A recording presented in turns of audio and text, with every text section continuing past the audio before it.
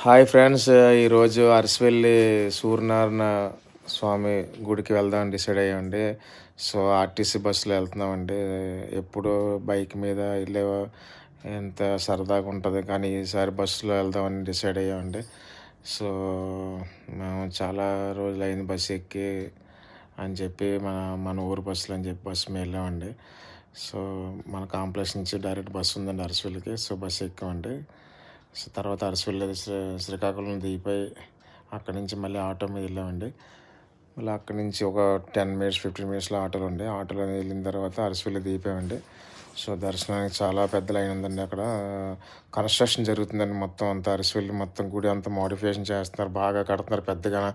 ఎదురుగుంటే కళ్యాణ మండపం మొత్తం అన్నదానంకి పెద్ద హాలు, ఫంక్షన్ హాల్లా కడుతున్నారండి.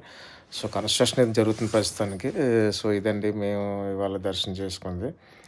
సో, చాలా బాగా దర్శనం అయిందండి అంతా. తర్వాత ఇక్కడి నుంచి శ్రీకాకుళం కూడా వెళ్దాం డిసైడ్ అయ్యాను. సో, మేము టైం చూసుకొని శ్రీకాకుళం కూడా వెళ్దాం అనుకున్నామండి. సో, వెంటనే శ్రీకాకుళం కూడా వెంటనే అక్కడి నుంచి ఆటో కట్టించుకొని వెళ్ళిపోయామండి. సో, శ్రీకాకుళం దగ్గరికి వెళ్ళినప్పుడు కూడా లైన్ చాలా పెద్దగా ఉందండి. ఇది పాత గుడి అండి. ఇది చాలా పాత గుడి, డెవలప్మెంట్ కూడా లేదు. సరే వెళ్దామని చెప్పి డిసైడ్ అయ్యాం. సరే మొత్తం ఈ సూర్యనారాయణ స్వామి దర్శనం అయితే బాగా జరిగిందండి. సో, నెక్స్ట్ వీడియోలో మీకు శ్రీకాకుళం కూడా చూపిస్తానండి వీడియో. సో, స్టే ట్యూన్డ్ అండి. సబ్స్క్రైబ్ చేయండి ప్లీజ్.